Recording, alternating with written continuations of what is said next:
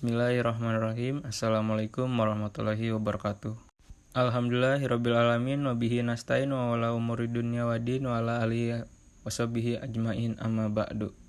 Puji serta syukur marilah kita panjatkan kepada Allah Subhanahu wa taala yang telah memberikan kita nikmat Islam, nikmat sehat. Yang pertama saya bisa mengerjakan tugas ini, dan tidak lupa juga kepada junjungan kita yaitu Nabi Banawa Nabiana Muhammad Sallallahu Alaihi Wasallam. Perkenalkan, nama saya Muhammad Adrifa. Saya membawa judul yaitu rancang bangun alat monitoring jumlah denyut nadi atau jantung berbasis Android. Mungkin langsung saja ke slide pertama, latar belakang kenapa alat ini dibuat atau diambil oleh saya, yaitu saat ini alat monitoring untuk menghitung denyut nadi sudah tersedia baik konvensional maupun digital. Namun alat yang dibuat hanya sebatas memeriksa denyut nadi real time, tetapi tidak kontinu dalam menampilkan data jumlah denyut nadi. Permasalahan yang ingin diangkat pada tugas akhir ini adalah bagaimana setiap orang bisa memantau denyut nadinya kapan saja dan di mana saja secara real time dan kontinu. Alat ini akan dirancang dengan menggunakan sensor pulse sebagai alat pendeteksi denyut nadinya dan menggunakan smartphone Android sebagai basis sistem yang diterapkan untuk mengoperasikan dan menampilkan data denyut nadi. Sistem koneksi antara alat dan smartphone Android menggunakan media Bluetooth. Di slide berikutnya ada tujuan dan manfaat alat tersebut. Tujuannya yaitu dibuatnya alat ini agar mempermudah monitoring denyut nadi atau jantung melalui Android dengan data-data yang didapat secara real time dan kapan saja dan di mana saja. Lalu ada manfaatnya. Yang pertama, membantu kemudahan tenaga medis dalam mengontrol denyut nadi atau jantung pasien atau orang umum bisa menggunakan alat tersebut. Yang kedua, mempermudah kerja tenaga medis. Selanjutnya ada rancangan perangkat.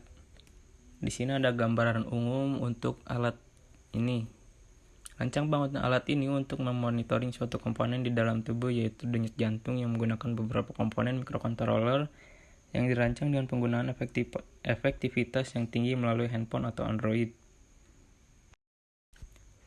Ada juga komponen-komponen yang digunakan untuk alat ini. Yang pertama, sensor pulse. Sensor pulse bekerja dengan cara memanfaatkan cahaya. Saat sensor ini diletakkan di permukaan kulit, sebagian besar cahaya diserap atau dipantulkan oleh organ dan jaringan. Namun, sebagian cahaya akan melewati jaringan tubuh yang cukup tipis ketika jantung memompa darah melalui tubuh. Dari setiap denyut yang terjadi, timbul gelombang pulsa yang bergerak di sepanjang arteri dan menjalar ke jaringan kapiler di mana sensor pulse terpasang. Sensor pulse dirancang untuk mengukur interbeat interval yang disingkat IBI. IBI adalah selang waktu pada denyut jantung dalam mili detik dengan waktu momen sesaat dari jantung berdetak. BPM berasal setiap detak dari rata-rata setiap 10 kali IBI. Jadi, ketika microcontroller Arduino dinyalakan dan berjalan dengan sensor pulse yang disambungkan ke pin analog 0, terus-menerus setiap 2 milisecond membaca nilai sensor berdasarkan denyut jantung yang terukur. Komponen kedua yaitu Arduino Uno. Arduino Uno adalah board berbasis microcontroller pada Atmega 328. Board ini memiliki 14 digital input atau output pin, di mana 6 pin dapat digunakan sebagai output PWM, 6 input analog 16 MHz, osilator kristal, koneksi USB, jack listrik, tombol reset. Pin-pin ini berisi semua yang diperlukan untuk mendukung microcontroller. Hanya terhubung ke komputer dengan kabel USB atau sumber tegangan bisa didapat dari adaptor AC/DC atau baterai untuk menggunakannya.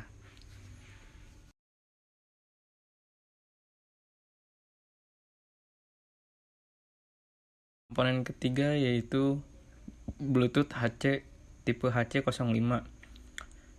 Bluetooth merupakan suatu teknologi komunikasi wireless atau tanpa kabel yang beroperasi pada pita frekuensi 2,4 GHz.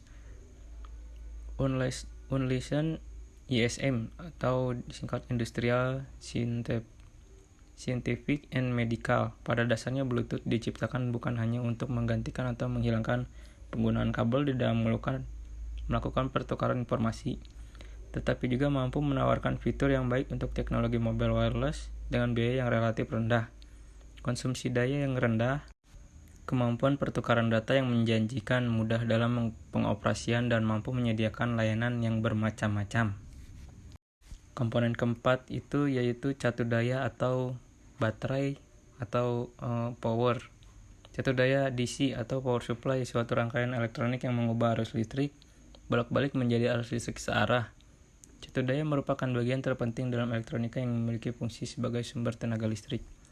Dan di sini kenapa saya menggunakan catu daya DC atau power supply, karena microcontroller itu disupport oleh tegangan DC atau searah. Selanjutnya ada cara kerja perangkat. Di sini ada proses konversi sinyal analog ke digital. Analog to digital converter adalah suatu perangkat yang mengubah suatu data kontinu terhadap waktu menjadi suatu data diskrit terhadap waktu digital. Nah, yang pertama analog to digital converter, yaitu data analog lalu dimasukkan ke pencuplikan, lalu ke pengkuantisasian, pengkodean, jadilah data digital. Nah, selanjutnya tahap-tahap penggunaan alat atau cara kerjanya, yaitu user yang sudah ditempelkan sensor pulse, lalu diolah oleh microcontroller Arduino Uno, dikonekkan oleh Bluetooth HC05, lalu dikirim ke Android. Selanjutnya hasil data yang sudah didapatkan itu ditampilkan di Android, lalu dilihat oleh pengamat user atau user yang menggunakan. Di sini saya dapat menyimpulkan atau memberikan kesimpulan berdasarkan hasil rancangan di atas. Penulis dimaksudkan untuk kedepannya membuat alat yang sudah dibahas, karena melihat dari segi perkembangan khususnya di bidang kesehatan, peralatan alat kesehatan makin kesini alat yang digunakan makin canggih.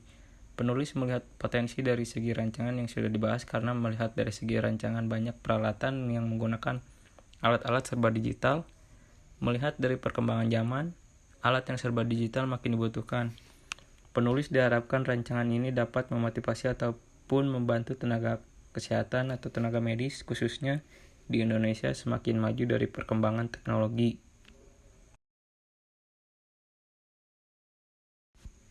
Mungkin sekian presentasi dari saya. Wabillahi taufiq wal hidayah. Wassalamualaikum warahmatullahi wabarakatuh.